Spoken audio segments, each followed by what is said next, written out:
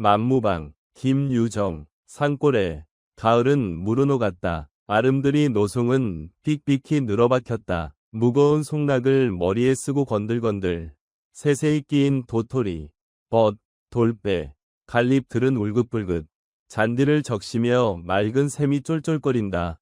산토끼 두 놈은 한가로이 마주 앉아 그 물을 할짝거리고 이따금 정신이 나는 듯 가랑잎은 부수수하고 떨린다.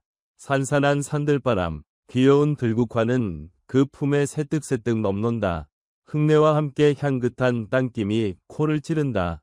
요놈은 쌀이버섯, 요놈은 잎 썩은 내, 또 요놈은 송이, 아니, 가시넝쿨 속에 숨은 박하풀 냄새로군. 응칠이는 뒷짐을 딱 지고 어정어정 노닌다. 유유히 다리를 옮겨 놓으며 이 나무 저 나무 사이로 호화든다. 코는 공중에서 벌렸다 오므렸다 연신 이러며 훅 구붓한 한 송목 밑에 이르자 그는 발을 멈춘다. 이번에는 지면에 코를 야시 갖다 대고 한 바퀴 빙 나물 끼고 돌았다. 아아, 요놈이로군. 썩은 솔잎에 덮여 흙이 봉곳이 돋아올랐다. 그는 손가락을 꾸짖으며 정성스레 살살 헤쳐본다. 과연 귀여운 송이, 망할 녀석, 조금만 더 나오지. 그걸 뚝 따들고 뒷짐을 지고 다시 어실렁어실렁. 가끔 서나품은 터진다. 그럴 적마다 두 팔을 떡 벌리곤 먼 하늘을 바라보고 늘어지게도 기지개를 느린다. 때는 한창 바쁠 추수 때이다. 농군치고 송이파적 나올 놈은 생겨나도 않았으리라. 하나 그는 꼭 해야만 할 일이 없었다. 싶으면 하고 말면 말고 그저 그뿐. 그러함에는 먹을 것이 덜어 있느냐면 있기는커녕 부쳐 먹을 농토조차 없는 계집도 없고 자식도 없고. 방은 이때야 남의 곁방니요 잠은 새우잡니요. 하지만 오늘 아침만 해도 한 친구가 찾아와서 별을 털 텐데 이 일 좀 와 해달라는 걸 마다하였다. 몇 푼 바람에 그까짓 걸 누가 하느냐보다는 송이가 좋았다. 왜냐면 이 땅 삼천리 강산에 늘여놓인 곡식이 말짱 네 것이람. 먼저 먹는 놈이 임자 아니냐. 먹다 걸릴 많지 그토록 양식을 쌓아두고 일이 다 무슨 난장 맞을 일이람. 걸리지 않도록 먹을 궁리나 할 게지. 하기는 그도 한세 번이나 걸려서 구맷밥으로 사관을 틀었다. 마는 결국 제 밥상 위에 올라앉은 제 목도 자칫하면 먹다 걸리긴 매일 반. 올라갈수록 덤불은 우겄다. 머르며 달에 칙 게다 이름 모를 잡초. 이것들이 위아래로 이리저리 서리어 좀채 길을 내지 않는다. 그는 잔디길로만 돌았다. 넓적다리가 벌쭉이는 찢어진 고이자락을 아끼며 조심조심 사려딛는다. 손에는 칡으로 엮어든 7개 송이. 늙은 소나무마다 가선 두리번거린다. 사냥개 모양으로 코로 쿡 내를 한다. 이것도 송이 같고 저것도 송이 같고 어떤 게 알짜 송이인지 분간을 모른다. 토끼똥이 소보룩한데 갈잎이 한 입 뚝 떨어졌다. 그 잎을 살며시 들어보니 송이 대구리가 불쑥 올라왔다.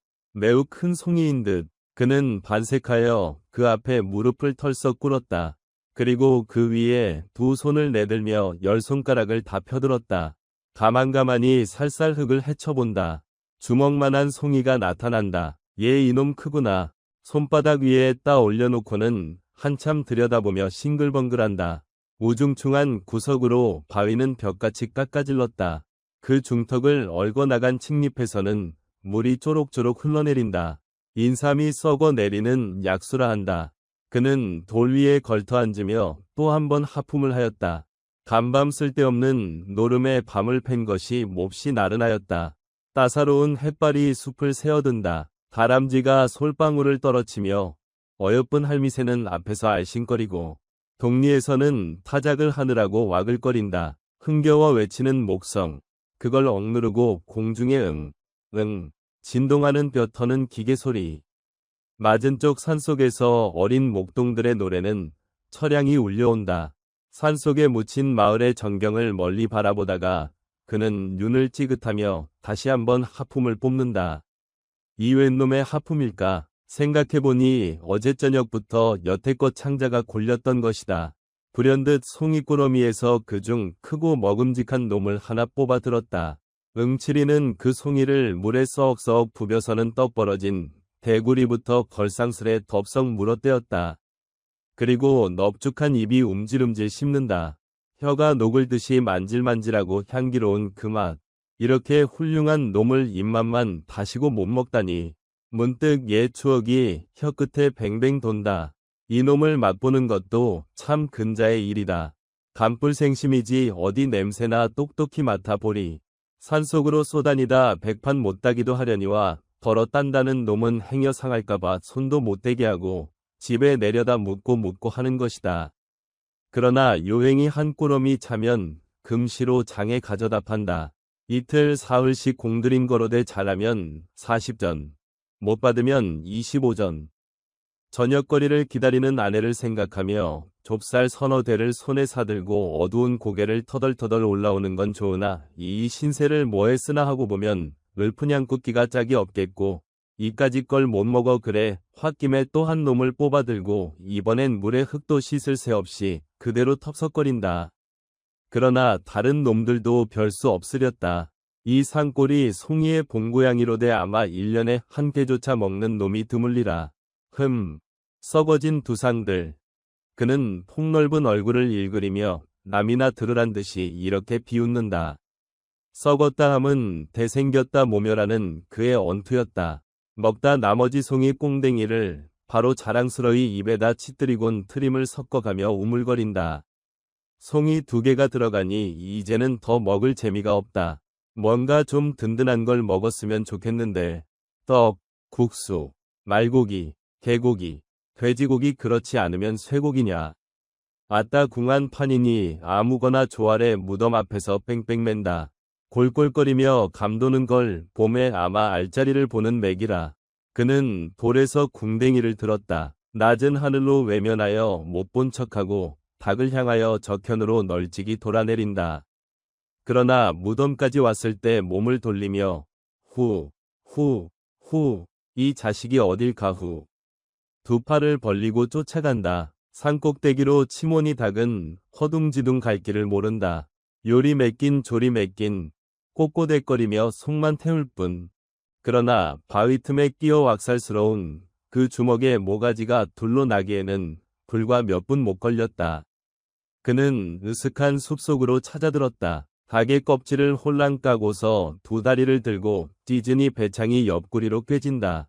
그놈은 긁어 뽑아서 껍질과 한데 뭉치어 흙에 묻어버린다.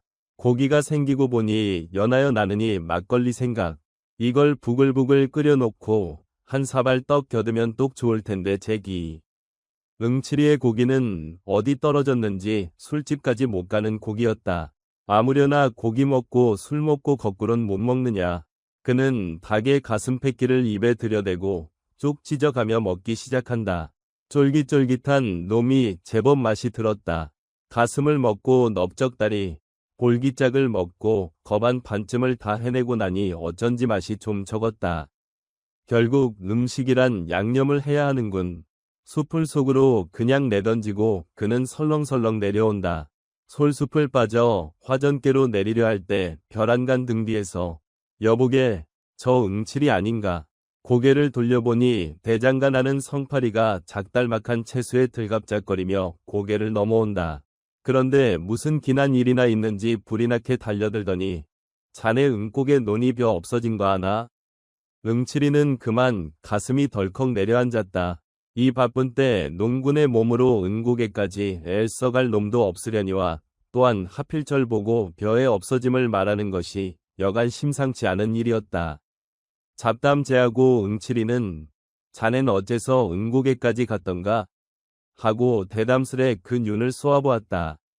그러나 성파리는 조금도 겁먹은 기색 없이 아 어쩌다 지났지 뭘 그래 하며 도리어 얼레발을 치고 덤비는 수작이다. 고얀 놈. 응칠이는 입대 다녀야 동물을 팔아 배를 채우고 그런 비열한 짓은 안 한다. 낯을 붉히자 눈에 불이 보이며 어쩌다 지냈다. 응칠이가 이 동리에 들어온 것은 어느덧 달이 넘었다. 인제는 물릴 때도 되었고 좀 떠보고자 생각은 간절하나 아오의 일로 말미암아 망설거리는 중이었다. 그는 오라는 데는 없어도 갈 데는 많았다. 산으로 들로 해변으로 발불이 놓이는 곳이 즉 가는 곳이다. 그러나 저물면은 그대로 쓰러진다. 남의 방앗간이고 헛간이고 혹은 강가, 시세장. 물론 수가 좋으면 궤떼기 위해서 밤을 편히 잘 적도 있었다. 이렇게 하여 강원도 어수룩한 산골로 이리 넘고 저리 넘고 못 간데 별로 없이 유람겸 편답하였다. 그는 한 구석에 머물러 있음은 가슴이 답답할 만치 되어 괴로웠다. 그렇다고 응칠이가 본시 역마직성이냐 하면 그런 것도 아니다. 그도 5년 전에는 사랑하는 아내가 있었고 아들이 있었고 집도 있었고 그때야 어딜 하루라도 집을 떨어져 보았으랴. 밤마다 아내와 마주 앉으면 어찌하면 이 살림이 좀 늘어볼까 불어볼까 애간장을 태우며 갖은 궁리를 대하고 대하였다마는 별 뾰족한 수는 없었다. 농사는 열심으로 하는 것 같은데 알고 보면 남는 건 겨우 남의 빚뿐. 이러다가는 결말엔 봉변을 면치 못할 것이다. 하루는 밤이 깊어서 코를 골며 자는 아내를 깨웠다. 밖에 나아가 우리의 세간이 몇 개나 되는지 세어보라 하였다. 그리고 저는 벼루에 먹을 갈아치고 들었다. 벽에 바른 신문지는 누렇게 끄을렀다. 그 위에다 아내가 불러주는 물목대로 일일이 내려 적었다.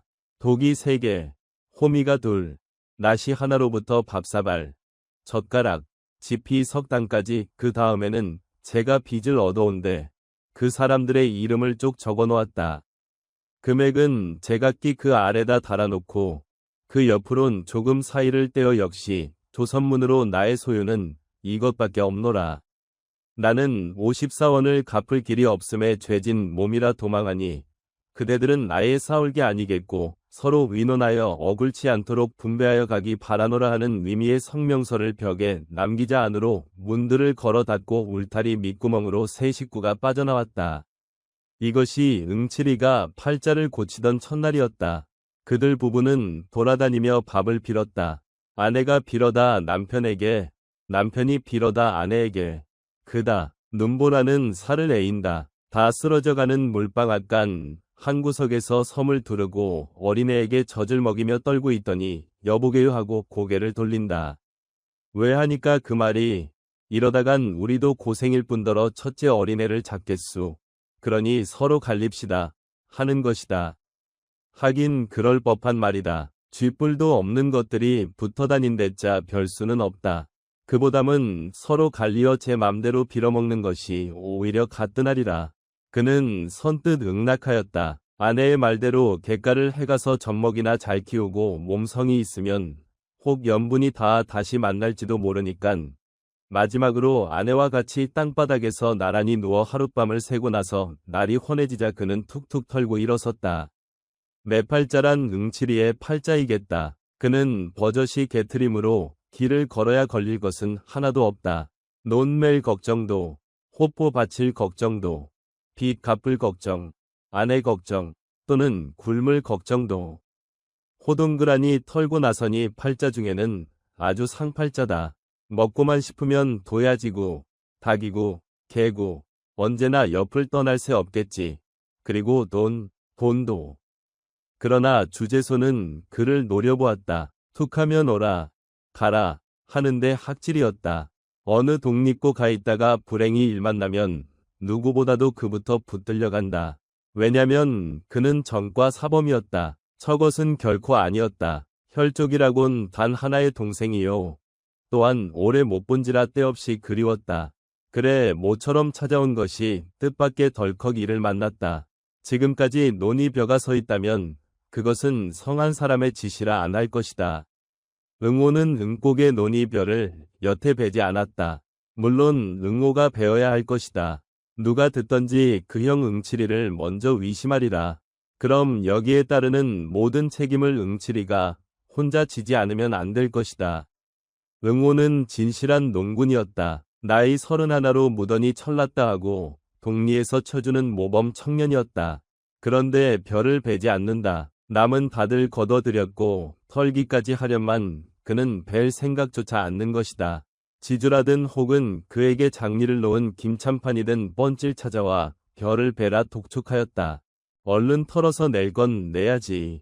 하면 그 대답은 계집이 죽게 됐는데 벼는 다 뭐지요? 하고 한결같이 내뱉는 소리뿐이었다. 응호의 아내가 지금 기지사경임의 틈은 없었다 하더라도 본이 놀아서 약을 못 쓰는 이 판이니 진시벼라도 털어야 할 것이다. 그러면 왜 안 털었던가? 그것은 작년 응호와 같이 지주문전에서 타작을 하던 친구라면 묻지는 않으리라. 한 해 동안 애를 졸이며 호자식 모양으로 알뜰히 가꾸던 그 벼를 걷어들임은 기쁨에 틀림없었다. 꼭두새벽부터 앳 하며 괴로움을 모른다. 그러나 캄캄하도록 털고 나서 지주에게 도지를 제하고 장리쌀을 제하고 색초를 제하고 보니 남은 것은 등줄기를 흐르는 식은땀이 있을 따름. 그것은 슬프다 하기보다 끝없이 부끄러웠다. 같이 털어주던 동무들이 뻔히 보고 섰는데 빈 지게로 덜렁거리며 집으로 돌아오는 건 진정 열적기짝이 없는 노릇이었다. 참다 못해 응호는 눈에 눈물이 흘렀던 것이다. 가뜩한데 엎치고 덮치더라고. 올해는 고나마 흉작이었다. 새바람과 비에 벼는 깨깨 비틀렸다. 이놈을 가을하다간 먹을 게 남지 않음은 물론이요. 빚도 다 못 가릴 모양. 에라, 빌어먹을 거 너들끼리 캐다 먹든 말든 멋대로 하여라. 하고 내던져 두지 않을 수 없다. 벼를 거뒀다고 말만 나면 빚쟁이들은 몰려들 거니깐. 응칠이의 죄목은 여기에서도 또렷이 드러난다. 국으로 가만만 있었다면 좋은 걸 이 사품에 뛰어들어 지주의 뺨을 제법 갈긴 것이 응칠이었다. 처음에야 그럴 작정이 아니었다. 그는 여러 곳 물을 마신 이만치 어지간히 속이 튄 건달이었다. 지주를 만나 까놓고 썩 좋은 소리로 위논하였다. 올 농사는 반실이니 도지도 좀 감해주는 게 어떠냐고. 그러나 지주는 아무 말 없이 고개를 모로 흔들었다. 정 이러면 하여튼 1년 품은 빼야 할 테니 나는 그 논에다 불을 지르겠수. 하여도 잠자코 응치 않는다. 지주로 보면 자기로도 그 벼는 넉넉히 걷어들일 수는 있다마는 한번 버릇을 잘못해 놓으면 어느 작인까지 행실을 벌일까 염려하여 겉으로 독촉만 하고 있는 터이었다. 실상이야 고까지 벼쯤 있어도 고만 없어도 고만. 그 심보를 눈치채고 응칠이는 화를 벌컥 낸 것만은 좋으나 저도 모르게 대뜸 주먹뺨이 들어갔던 것이다. 이렇게 문제 중에 있는 벼인데 귀신의 노름 같은 병괴가 생겼다. 다시 말하면 벼가 없어졌다. 그것도 병들어 쓰러진 쭉정이는 제쳐놓고 무얼로 그랬는지 알장 이상만 따갔다. 그 면적으로 어림하면 아마 못돼도 한 된 말가량은 될는지. 응칠이가 아침 일찍이 그 논깨로 논 일자 이걸 발견하고 기가 막혔다. 누굴 성가시게 굴려고 그러는지. 산속에 파묻힌 논이라 아직은 본 사람이 없는 모양 같다. 하나 동리에 이 소문이 퍼지기만 하면 저는 어느 모로든 혐의를 받아 패는 조이 입어야 될 것이다. 응칠이는 송이도 송이려니와 실상은 궁리에 바빴다. 속중으로 지목 갈 만한 놈을 여러 들어보았으나 이렇다 찍을 만한 증거가 없다.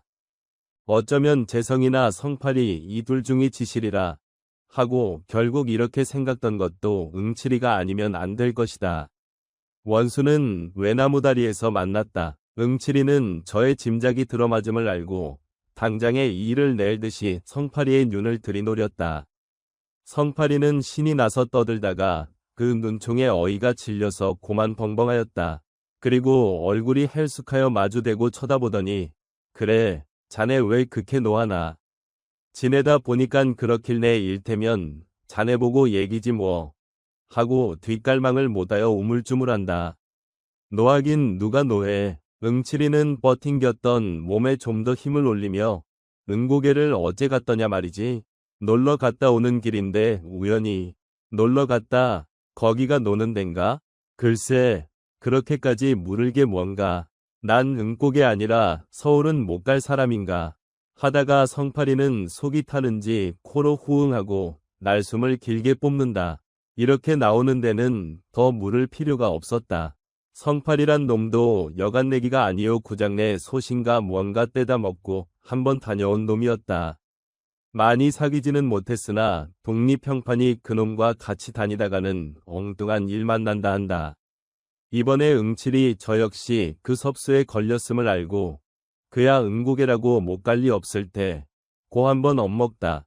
그러나 자네도 알다시피 거 어디야.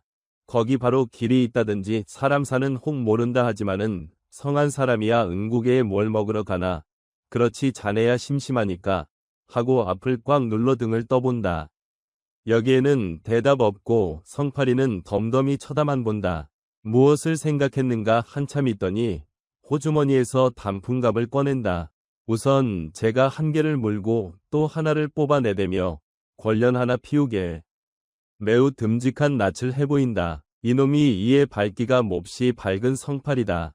턱없이 권련 하나라도 선심을 쓸 권자가 아니리라. 생각은 하였으나 그렇다고 얘까지 부르대는 건 도리어 저의 처지가 불리하다. 그것은 짜장 그 손에 넘는 짓이니 웬 권련은 이래 하고 슬쩍 눈치며 성량 있겠나. 일부러 불까지 거대게 하였다. 응칠이에게 액을 떠넘겨 이용하려는 고 야심을 생각하면 곧 달려들어 다리를 꺾어 놔야 오를 것이다. 그러나 이 마당에 떠들어 대고 보면 저는 드러누워 침뱉기. 결국 도적은 뒤로 잡지 앞에서 어르는 법이 아니다.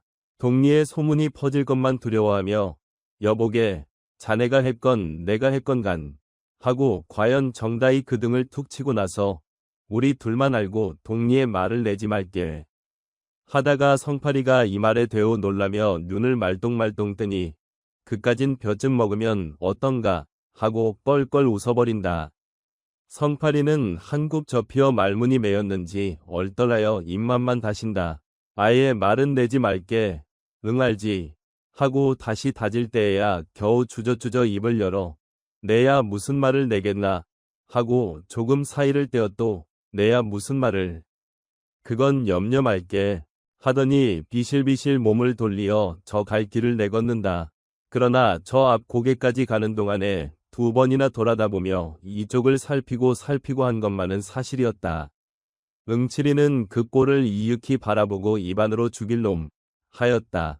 아무리 도적이라도 같은 동료에게 제 죄를 넘겨씌우려 함은 도적이 위리가 아니다. 그건 그렇다 치고 응모가 더 딱하지 않은가. 기껏 힘들여 지어놓았다 남 좋은 일 한 것을 안다면 눈이 뒤집힐 일이겠다. 이래서야 어디 이웃을 믿어보겠는가. 확적히 증거만 있어 이놈을 잡으면 대번에 요절을 내리라 결심하고 응칠이는 침을 탁 뱉어 던지고 산을 내려온다. 그런데 그놈의 행티로 가는 보면 응칠이 저만 치는 때가 못 벗은 도적이다. 어느 미친놈이 논두렁에까지 갓새를 들고 오는가.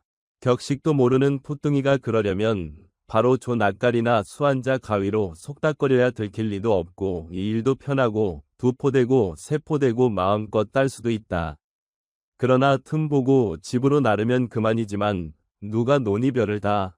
그렇게도 벼에 걸신이 들었다면 바로 남의 집 머슴으로 들어가 한 달포 동안 주인 앞에 얼렁거리며 신용을 얻어오다가 주는 옷이나 얻어입고 다들 잠들거든 벼섬이나 두둑이 짊어매고 덜렁거리면 그뿐이다. 이건 맥도 모르는 게 남도 못살게 굴려고 해 이 망할 자식도. 그는 분노에 살이 다 부들부들 떨리는 듯 씹었다. 그러나 이런 좀도적이란 봉이 나기 전에는 바짝 물고 덤비는 법이었다. 오늘 밤에는 요놈을 지켰다 꼭 붙들어 가지고 정강이를 분질러 놓으리라. 밥을 먹고는 태연히 막걸리 한 사발을 껄떡껄떡 들이켜자 가을이 되니깐 맛이 행결났군. 그는 주먹으로 입가를 쓱쓱 훔친 다음 송이꾸럼에서 3개를 뽑는다. 그리고 그걸 갈퀴같이 마른 주막 할머니 손에 내어주며 애수, 송이나 잡숫게요 하고 술값을 치렀으나 아이, 송이도 고놈 참. 간사를 피우는 것이 겉으로는 반기는 척하면서도 좀 시쁜 모양이다. 제 딴은 한 개에 3전씩 치더라도 9전밖에 안 되니깐. 응칠이는 슬며시 화가 나서 그 얼굴을 유심히 들여다보았다. 움푹 들어간 볼때기에 저건 또 왜 저리 멋없이 붉어졌는지 툭 나온 광대뼈하고 치마 아래로 남실거리는 발가락은 자칫 잘못 보면 황새발목이니 이건 언제 잡아가려고 남겨두는 거야. 보면 볼수록 하나 이쁜 데가 없다. 한두 번 먹은 것도 아니에요. 언젠가 울타리께 풀을 베어주고 술사발이나 얻어먹은 적도 있었다. 그렇게 야멸치게 따질 건 뭔가. 그는 눈살을 흘긴 마치고는 하나를 더 꺼내어 예수 또 하나 잡숫게요. 내던져주곤 대똘에 가래침을 탁 뱉었다. 그제야 식성이 좀 풀리는지 그 가축으로 웃으며 아이고 이거 자꾸 주면 어떻게 해. 어떡하긴 자꾸 살찌게요. 하고 한마디 툭 쏘고 일어서다가 무엇을 생각함인지 다시 툇마루에 주저앉는다. 그런데 참 요즘 성팔이 보셨수? 아니, 당최 볼 수가 없더구먼. 술도 안 먹으러 와요? 안 와. 하고는 입속으로 뭐라고 중얼거리며 위안 낯을 들더니 왜? 또 뭐 일이? 아니요. 본지가 하오래니깐. 응칠이는 말끝을 얼버무리고 고개를 돌려 한 대를 바라본다. 벌써 점심때가 되었는지 닭들이 요란히 울어댄다. 논둑의 미루나무는 부하고 또 부하고 잎이 날리며 팔랑팔랑 하늘로 올라간다. 성파리가 이 마을에서 얼마나 살았지요? 글쎄, 재작년 가을이지 아마 하고 장죽을 빡빡 빨더니 근데 또 떠난대든가 홍천인가 어디 저 성님한테로 간대 하고 그게 옳지. 여기서 뭘 하느냐.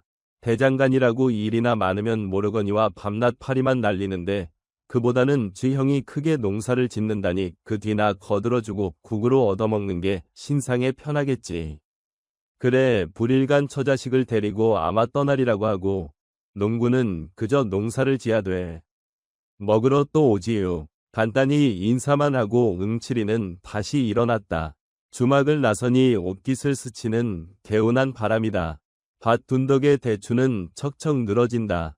멀지 않아 겨울은 또 오렸다. 그는 응호의 집을 바라보며 그간 죽었는지 궁금하였다. 응호는 봉당에 걸터 앉았다. 그 앞 화로에는 약이 바글바글 끓는다. 그는 정신없이 들여다보고 앉았다. 우중충한 방에서는 아내의 가쁜 숨소리가 들린다. 색, 색하다가 아이고 하고는 까무러지게 콜록거린다. 가래가 치밀어 몹시 괴로운 모양. 뽑아줄 사이가 없이 풀들은 뜰에 엉켰다. 흙이 드러난 지붕에서 망초가 휘어청휘어청 바람은 가끔 찾아와 쌀이 문을 흔든다. 그럴 적마다 문은 을씨년스럽게 삐꺽삐꺽. 이웃의 발바리는 부엌에서 한창 바쁘게 달그락거린다. 많은 아침에 아내에게 먹이고 남은 조죽밖에야. 아니 그것도 참 남편이 마저 긁었으니 사발에 붙은 찌꺼기뿐이리라. 다 졸았나 보다.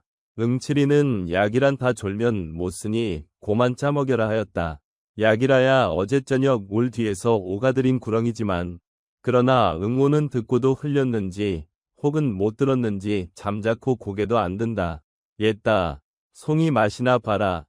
하고 형이 손을 내밀재야 겨우 시선을 들었으나 술이 거나한 그 얼굴을 거북살스레 훑어본다. 그리고 송이를 고맙지 않게 받아 방에 치뜨리고는 이거나 먹어 하다가 뭐? 소리를 크게 질렀다. 그래도 잘 들리지 않으므로 뭐야 좀 똑똑히 하라니깐 하고 골피를 찌푸린다. 그러나 아내는 손짓만으로 무슨 소린지 알 수가 없다. 음성으로 치느지 그걸 듣기에는 지척도 멀었다. 가만히 보다 응칠이는 제가 다 불안하여 뒤보겠다는 게 아니냐? 그럼 그렇다 말이 있어야지. 남편은 이내 짜증을 내며 몸을 일으킨다. 병약한 아내의 음성이 날로 변하여 감을 시방 안 것도 아니련만 그는 방바닥에 늘어져 꼬치꼬치 마른 반송장을 조심히 일으키어 등에 업였다. 울박 반머리에 잿가는 놓였다. 머리가 눌릴 많지 납작한 굴속이다. 게다 거미줄은 예제 어벙키였다. 부슈돌 위에 내려놓으니 아내는 벽을 위지하여 웅크리고 앉는다. 그리고 남편은 눈을 멀뚱멀뚱 뜨고 지키고 섰는 것이다. 이 꼴들을 멀거니 바라보다 응칠이는 맞듣지 않게 코를 휑 풀며 입맛을 다시었다. 응호의 짓이 어리석고 우라가 터져서이다. 요즘 응호가 형에게 잘 말도 않고 왜 어딱비딱하는지 그 속은 응칠이도 모르는 바 아닐 것이다. 응호가 이 아내를 찾아올 때 꼭 3년간을 머슴을 살았다. 그처럼 먹고 싶던 술 한 잔 못 먹었고 그처럼 침을 삼키던 그 개고기 한 매 물론 못 샀다. 그리고 사경을 받는 대로 꼭꼭 장리를 놓았으니 후일 선체로 썼던 것이다. 이렇게까지 근사를 모아 얻은 계집이련만 단 2해가 못 가서 이 꼴이 되고 말았다. 그러나 이 병이 무슨 병인지 도시 모른다. 위원에게 한 번이라도 변변히 뵈본 적이 없다. 혹 안다는 사람의 말인즉 뇌점이니 어렵다 하였다. 돈만 있으면야 뇌점이고 연병이고 알바가 못될 거로되 산알전 거리로 쫓아나오며 성님 하고 팔을 첼 적에는 응호도 어지간히 급한 모양이었다. 왜? 응칠이가 몸을 돌리니 허둥지둥 그 말이 이제는 별도리가 없다. 있다면 꼭 한 가지가 남았으니 그것은 엊그저께 산신을 부리는 노인이 이 마을에 오지 않았는가. 그 노인이 응호를 특히 동정하여 15원만 들여 산치성을 올리면 씻은 듯이 낫게 해주리라는데 성님은 언제나 돈 만들 수 있지요? 안 된다. 치성 들여 날 병이 안 낫겠니? 하여 여전히 딱 대고 그러게 내 뭐래든 예전에 계집 다 내버리고 날 따라 나서랬지. 하고 그래 농군의 살림이란 제 목맥이라지. 그러나 아우가 아무 말 없이 몸을 획 돌리어 집으로 들어갈 제 응칠이는 속으로 또 괜한 소리를 했구나 하였다. 응호는 도로 아내를 업어다 방에 뉘었다. 약은 다 졸았다. 불이 삭기 전 짜야 할 것이다.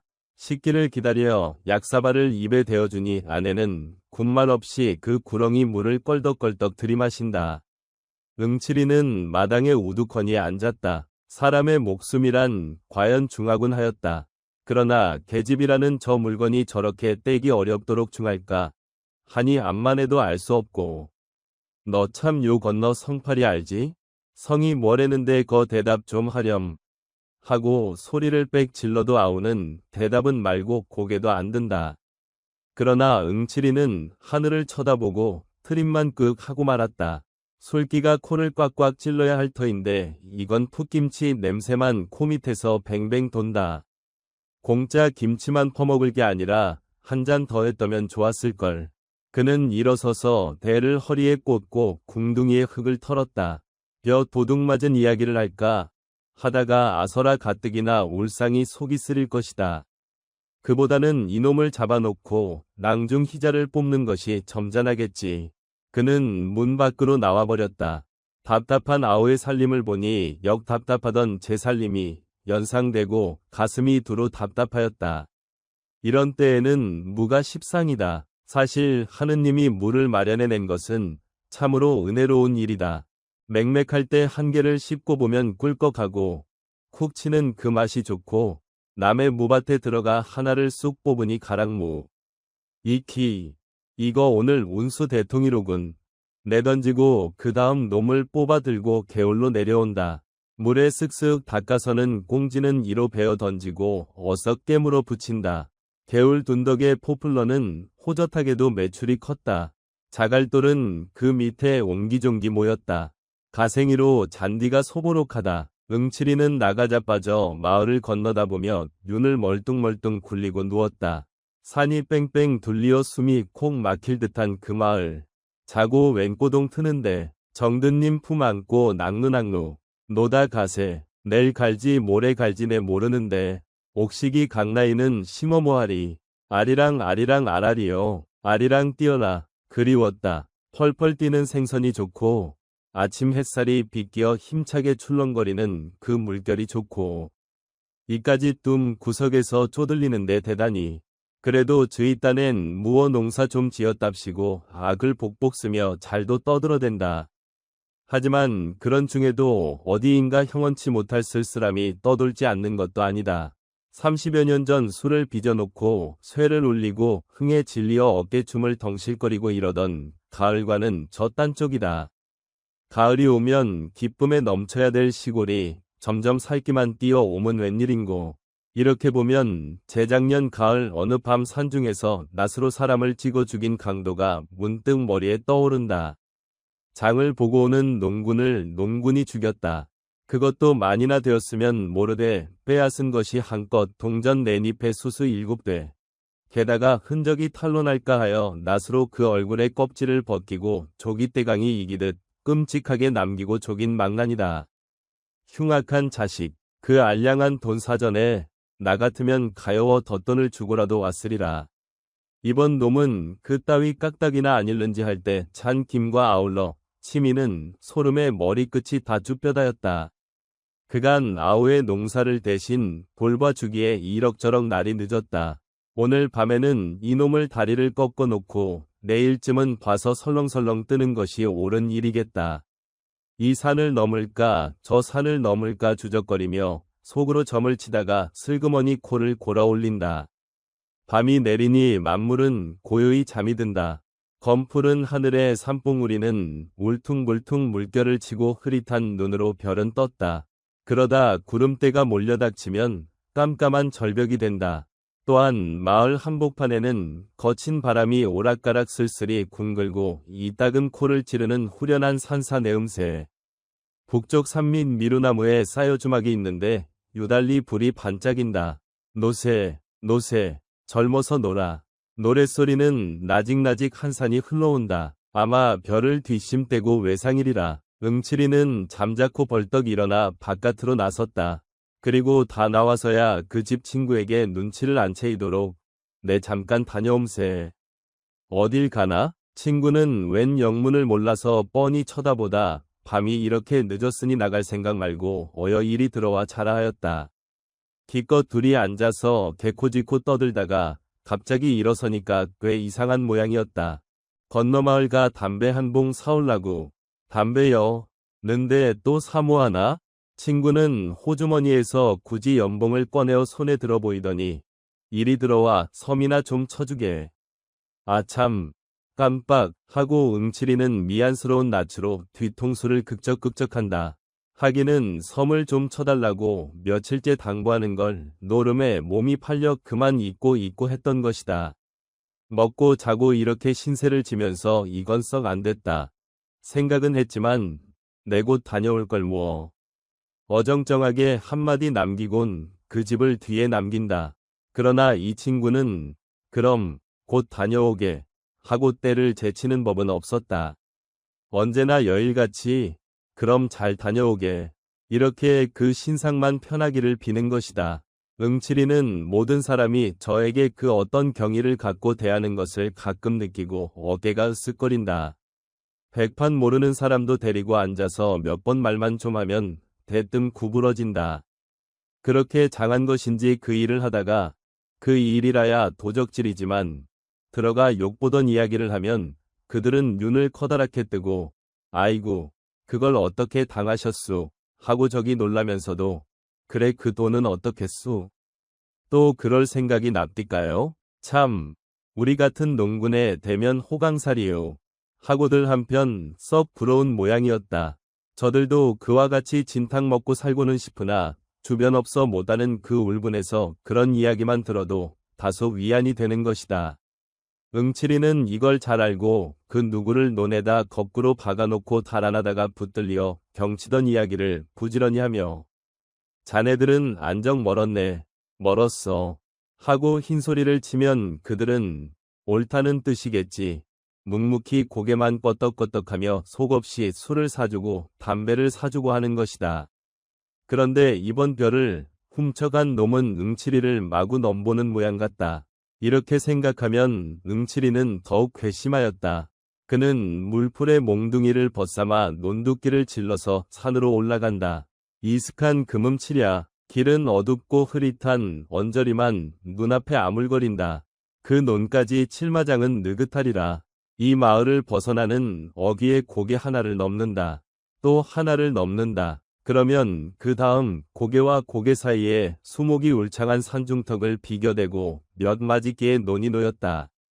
응오의 논은 그 중이 하나이었다. 길에서 썩 들어앉은 곳이라 잘 뵈도 않는다. 동리에 그런 소문이 안 났을 때에는 천행으로 본 놈이 없을 것이나 반드시 성파리의 성행임에는 응칠이는 공동묘지의 첫 고개를 넘었다. 그리고 다음 고개의 마루턱을 올라섰을 때 다리가 주춤하였다. 저 왼편 높은 산고랑에서 불이 반짝하다 꺼진다. 짐승불로는 너무 흐리고 아하 이놈들이 또 왔군. 그는 가던 길을 옆으로 세웠다. 더듬더듬 나뭇가지를 짚으며 큰 산으로 올라간다. 바위는 미끄러 내리며 발등을 찢는다. 딸기 가시의 종아리는 따갑고 엉금엉금 기어서 바위를 끼고 감돈다. 산, 거반 꼭대기에 바위와 바위가 어깨를 겹고 움쑥 들어간 굴이 있다. 풀들은 뻗치어 굴문을 막는다. 그 속에 돌아앉아서 5놈이 머리를 맞대고 수군거린다. 불빛이 셀까 염려다. 난포불을 야시 달아놓고 몸들을 바싹바싹 여미어 가리운다. 어서 후딱후딱 쳐. 갑갑해서 원. 이번엔 누가 빠지나? 이 사람이지 뭘 그래. 다시 섞어. 어서 이따위 수작이야. 하고 한 놈이 꼴을 내고 화투를 빼앗아 제 손으로 섞다가 깜짝 놀란다. 그리고 버석 대드는 응칠이를 벙벙이 쳐다보며 얼뚤한다. 그들은 응칠이가 오는 것을 왕구척이 싫어하는 눈치였다. 이런 애송이 노름판인데 응칠이를 들였다가는 맥을 못 쓸 것이다. 속으로는 대욱거렸지만은 그렇다고 응칠이의 비위를 건드림은 더욱 좋지 못하므로 아, 응칠인가? 어서 들어오게 하고 선웃음을 치는 놈에 난 올 듯하기에 자넬 기다렸지. 하며 어수대는 놈. 하여튼 한캐 떠보세. 이놈들은 손을 잡아들이며 썩들 환영이었다. 응칠이는 그 속으로 들어서며 무서운 눈으로 좌중을 한번 훑어보았다. 그런데 재성이도 그 틈에 끼어 있는 것이 아닌가. 사날 전만 해도 응칠이더러 먹을 양식이 없으니 돈 좀 취하라던 놈이 의심이 부쩍 일었다. 도둑이란 흔히 이런 노름판에서 시가 퍼진다. 그 옆으로 기호도 앉았다. 이놈은 며칠 전 제 계집을 팔았다. 그 돈으로 영동 가서 장사를 하겠다던 놈이 노름을 왔다. 객간 주제에 딸듯 씹은가. 하나는 용구, 농사엔 힘 안 쓰고 노름에 몸이 달았다. 시키는 부역도 안 나온다고 동리에서 손돌을 맞을 놈이다. 그리고 남의 집 머슴 녀석, 뽐을 내고 멋없이 점잔을 피우는 중늙은이 상투쟁이. 이 물건은 어서 날아왔는지 보지도 못하던 놈이다. 채 이것들이 뭘 한다고. 응칠이는 기호의 등을 꾹 찔러 가지고 밖으로 나왔다. 외딴 곳으로 데리고 와서 자네 돈 좀 없겠나? 하고 돌아서다가 웬걸 돈이 어디. 눈치만 남고 얼음얼음하니 아내와 갈렸다지. 그 돈 다 뭐했나? 아, 이 사람아. 빚 갚았지. 기호는 눈을 내리깔며 매우 거북한 모양이다. 오른편 엄지로 한 코를 막고 흥하고 내뽑더니 이번 빚에 졸리어 죽을 뻔했네 하고 묻지 않는 발뺌까지 얹어서 설대로 등어리를 극죽극죽한다. 그러나 응칠이는 속으로 이놈 하였다. 응칠이는 실눈을 뜨고 기호를 유심히 쏘아주었더니 꼭 4원 남았네 하고 선뜻 알리고 빚 갚고 못하고 흐지부지 녹았어. 어색하게도 혼자말로 우물쭈물 웃어버린다. 응칠이는 퉁명스러이 나 2원만 채게 하고 손을 내대다 그래도 잘 듣지 않음에 따서 둘이 노는 테야 누가 떼먹나 하고 소리가 한 번 빽 아니 나올 수 없다. 이 말에야 기호도 비로소 안심한 듯 저고리섭을 쳐들고 훔척거리다 쭈삣쭈삣 꺼내놓는다. 따는 응칠이의 솜씨면 낙자는 없을 것이다. 서로 재간이 모자라 잃는다면 우격이라도 도로 몰아갈 테니깐 나도 한캐 떠보세. 응칠이는 우죄스레 굴로 기어든다. 그 콧등에는 자신 있는 그리고 흡족한 미소가 떠오른다. 사실이지 노름만큼 그를 행복하게 하는 건 다시 없었다. 슬프다가도 화투나 투전장을 손에 들면 공연스레 어깨가 으쓱거리고 아무리 일이 바빠도 노름판은 옆에 못 두고 지난다. 그는 이놈 저놈의 눈치를 슬쩍 한번 훑고 두 패로 너누지. 응칠이는 재성이와 용구를 데리고 한옆으로 비켜 앉았다. 그리고 신바람이 나서 화투를 섞다가 손을 딱 짚으며 튀전이래지 이깟 화투는 하튼 뭘 할 텐가 녹비킨가 켤 텐가 약단이나 그저 보지. 사방은 매섭게 조용하였다. 바위 위에서 혹바람에 모래 구르는 소리뿐이다. 어쩌다 얘따 봐라 하고 화투짝이 쩔꺽 한다. 그리곤 다시 쥐죽은 듯 잠잠하다. 그들은 이욕에 몸이 달아서 이야기고 뭐고 할 여지가 없다. 행여 속지나 않는가 하여 눈들이 빨개서 서로 독을 올린다. 어떤 놈이 뜯는 놈이고 어떤 놈이 뜯기는 놈인지 영문 모른다. 응칠이가 한 장을 내던지고 명월 공산을 보기 좋게 떡 젖혀놓으니 이거 왜 숫자질이야. 용구는 꼴을 벌컥 내며 쳐다본다. 뭐가? 뭐라니? 아, 이 공산 자네 밑에서 빼내지 않았나? 봤으면 고만이지 그렇게 노할 건 또 뭔가. 응칠이는 어설피 입맛을 쩍쩍 다시다. 럼 이번엔 파토지? 지며 껄껄 웃어버린다. 이때 한 옆에서 별안간. 이 자식, 죽인가. 악을 쓰는 것이니 모두들 놀라며 시선을 몬다. 머슴이 마주 앉은 상투의 뺨을 갈겼다. 말인즉 매조 5끝을 엎어쳤다고. 하나 정말은 돈을 잃은 것이 분한 것이다. 이 돈이 무슨 돈이냐 하면 1년품을 판 피 묻은 사경이다.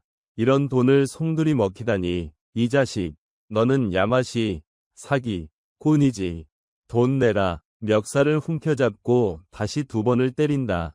허, 이놈이 왜 이러노? 어른을 몰라보고. 상투는 책상다리를 잡숫고 허리를 쓱 펴더니 점잖이 호령한다. 자식벌 되는 놈에게 뺨을 맞는 건 말이 좀 덜 된다. 약이 올라서 곧 이를 칠 듯이 엉덩이를 번쩍 들었으나 그러나 그대로 주저앉고 말았다. 악에 바짝 받친 놈을 건드렸다가는 결국 이쪽이 손해다. 더럽단 듯이 웃고 버릇 없는 놈 다 받고 하고 꾸짖는 것은 잘 됐으나 기어이 어이쿠 하고 그 자리에 푹 엎으러진다. 이마가 터져서 피가 흘렀다. 어느 틈엔가 돌멩이가 날아와 이마에 가죽을 터친 것이다. 응칠이는 싱글거리며 굴을 나섰다. 공연스레 쑥스럽게 일이나 벌어지면 성가신 노릇이다. 그리고 돈 100이나 될 줄 알았더니 다 봐야 한 40원 될까 말까. 그걸 바라고 어느 놈이 앉았는가. 그가 딴 것은 봄밑을 알라 구원하고 80전이다. 기호에게 5원을 내주고 자, 반이 넘네. 자네 계집 잃고 돈 잃고 호강이겠네. 농담으로 비웃어 던지고는 숲속으로 설렁설렁 내려온다. 여보게, 자네에게 청이 있네. 재성이 목이 말라서 바득바득 따라온다. 그 청이란 묻지 않아도 알 수 있었다. 저에게 돈을 다 빼앗기곤 구문이겠지. 시치미를 딱 떼고 나갈 길만 걷는다. 여보게 응칠이, 아, 내 말 좀 들어. 그제는 팔을 잡아 낚으며 살려달라 한다. 돈을 좀 늘릴까 하고 벼 10마를 팔아 해보았더니 다 잃었다고. 당장 먹을 게 없어 죽을 지경이니 모름 미천이나 하게 몇 푼 달라는 것이다. 그러나 벼를 털었으면 그저 먹을 것이지 어줍잖게 노름은. 그런 걸 왜 너보고 하랬어? 하고 돌아서며 소리를 빽 지르다가 가만히 보니 눈에 눈물이 글썽하다. 잠자코 돈 2원을 꺼내 주었다. 응칠이는 돌에 앉아서 팔짱을 끼고 덜덜 떨고 있다. 사방은 뺑 돌리어 나무에 둘러싸였다. 거무튀튀한 그 형상이 헐없이 무슨 도깨비 같다. 바람이 불 적마다 쏴하고 음축맞게 건들거린다. 어느 때에는 짹짹하고 목을 따는지 비명도 울린다. 그는 가끔 뒤를 돌아보았다. 별일은 없을 줄 아나 호응 뭐가 덤벼들지도 모른다. 선앙당은 바로 등 뒤다. 족제비인지 뭔지 요동통에 돌이 무너지며 바스락바스락한다. 그 소리가 묘하게도 등줄기를 쭉 긁는다. 어두운 꿈속이다. 하늘에서 이슬은 내리어 옷깃을 축인다. 공포도 공포려니와 냉기로 하여 좀채로 견딜 수가 없었다. 산골은 산신까지도 줄여 쓰렸다. 아들 낳아달라고 떡 갖다 바칠 리 없을 테니까. 이놈의 영감님 홧김에 덥석 달려들면 앞뒤를 다시 한번 휘돌아본 다음 설대를 뽑는다. 그리고 오금팽이로 불을 가리고는 한 대 뻑뻑 피워 물었다. 노는 여남은 칸 떨어져 그 아래 누웠다. 일심전기를 다하여 나무 틈으로 뚫어보고 앉았다. 그러나 땅에 대를 털려니까 풀숲이 이상스러이 흔들린다. 뱀이 아닌가. 9시월 뱀이라니 물리면 고만이다. 자리를 옮겨 앉으며 손으로 입을 막고 하품을 터친다. 아마두어 시간은 더 넘었으리라. 이놈이 필연코 올 텐데 안 오니 또 무슨 좋아할까. 이 짓이란 소문이 나기 전에 한 번 더 와보는 것이 원칙이다.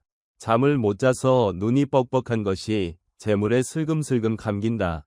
이를 악물고 눈을 딥으면 이번에는 허리가 노글거린다. 속은 쓰리고 골치는 때리고 불꽃 같은 노기가 불끈 일어서 몸을 옥죄인다. 이놈의 다리를 못 꺾어 놔도 애비 없는 후레자식이겠다. 닭들이 새 회를 운다. 멀리 산을 넘어오는 그 음향이 퍽은 서글프다. 큰 비를 몰아드는지 검은 구름이 잔뜩 낀다. 하긴 지금도 빗방울이 뚝뚝 떨어진다. 그때 논둑에서 희끄무레한 헛개비 같은 것이 얼씬거린다. 정신을 바짝 차렸다. 영락없이 성팔이. 재성이 그들 중이 한 놈이리라. 이 고생을 시키는 그놈. 이가 북북 갈리고 어깨가 다 씩씩거린다.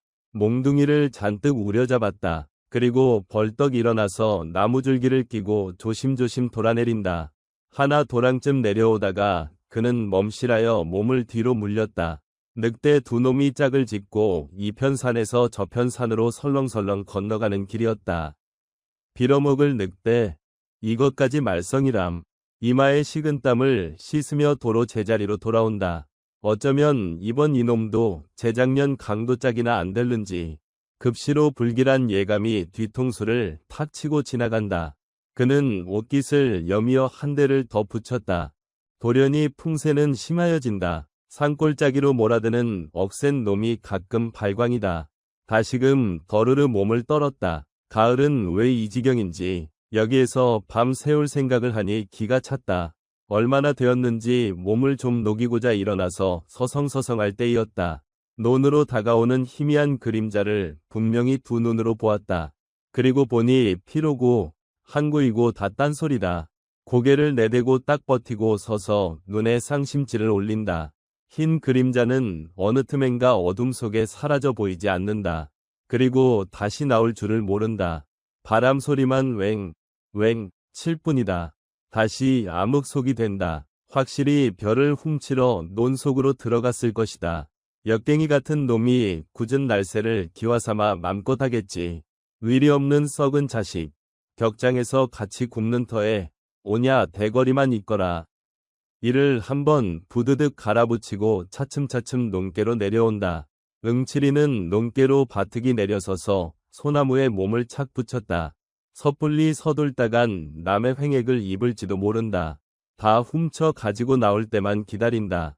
몸뚱이는 잔뜩 힘을 올린다. 1시경쯤 지났을까? 도적은 다시 나타난다. 논둑에 머리만 내놓고 사면을 두리번거리더니 그제야 기어나온다. 얼굴에는 눈만 내놓고 수건인지 뭔지 헝겊이 가리었다. 보찜을 등에 짊어매고는 허리를 구부시 뺑손을 놓는다. 그러자 응칠이가 날쌔게 달려들며 자식, 남의 별을 훔쳐가니 하고 대포처럼 고함을 지르니 논둑으로 고대로 대굴대굴 굴러서 떨어진다. 얼결에 호되게 놀란 모양이다. 응칠이는 덤벼들어 우선 허리깨를 내려죽였다. 어이쿠쿠 후하고 처참한 비명이다. 이 소리에 귀가 번쩍 뛰어서 그 고개를 들고 팔부터 벗겨보았다. 그러나 너무나 어이가 없었음인지 시선을 치거드며 그 자리에 우두망찰한다. 그것은 무서운 침묵이었다. 살뚱맞은 바람만 공중에서 북새를 논다. 한참을 신음하다 도적은 일어나더니 성님까지 이렇게 못살게 굴기요? 제법 눈을 부라리며 몸을 획 돌린다. 그리고 느끼며 울음이 복받친다. 보찜도 내버린 채 내 건 내가 먹는데 누가 뭐래 하고 대퉁스러이 내뱉고는 비틀비틀 논 저쪽으로 없어진다. 형은 너무 꿈속 같아서 멍하니 섰을 뿐이다. 그러다 얼마 지나서 한 손으로 그 보찜을 들어본다. 가뿐하니 끽 말가웃이나 될는지 이까짓 걸 요렇게까지 해가려는 그 심정은 실로 알 수 없다. 별을 논에다 도로 털어버렸다. 그리고 아내의 치마이겠지. 검은 보자기를 척척 깨서 들었다. 내 걸 내가 먹는다. 그야 이를 말이랴. 하나 내 걸 내가 훔쳐야 할 그 운명도 얄궂거니와 형을 배반하고 이 짓을 벌인 아우도 아우렸다. 에이 고얀 놈. 할제 볼을 적시는 것은 눈물이다. 그는 주먹으로 눈물을 쓱 비비고 머리에 번쩍 떠오르는 것이 있으니 두레두레한 황소의 눈깔. 시오리를 남쪽 산으로 들어가면 어느 집 바깥들의 밤마다 늘 매여있는 투실투실한 그 황소. 아무렇게 따지든 70원은 갈 데 없으리라. 그는 불이 나게 아우의 뒤를 밟았다. 공동묘지까지 거반 왔을 때에야 가까스로 만났다. 아우의 등을 탁 치며 예, 좋은 수 있다. 내 원대로 돈을 해줄게 나하고 잠깐 다녀오자. 씩씩한 어조로 기쁘도록 달랬다. 그러나 아우는 입 하나 열려 하지 않고 그대로 실축하였다. 뿐만 아니라 어깨 위에 올려놓은 형의 손을 부질없단 듯이 몸으로 털어버린다. 그리고 삑 달아난다. 이걸 보니 하 엄청나고 기가 콱 막히었다. 이놈아 하고 악에 바치어 명색이 성이라며 대뜸 몽둥이는 들어가 그 볼기짝을 후려갈 꼈다. 아우는 모로 몸을 꺾더니 신압으로 찌그러진다. 뒤미처 앞정강이를 때리고 등을 팼다. 일어나지 못할 만치 매는 내리었다. 체면을 불구하고 땅에 엎드려 엉엉 울도록 매는 내리었다. 홧김에 하긴 했으되 그 꼴을 보니 또한 마음이 편할 수 없다. 침을 퇴 뱉어 던지곤 팔자 드신 놈이 그저 그렇지 별 수 있나. 쓰러진 아우를 일으키어 등에 업고 일어섰다. 언제나 철이 날른지 딱한 일이었다. 속 썩는 한숨을 후하고 내뿜는다. 그리고 어청어청 고개를 묵묵히 내려온다.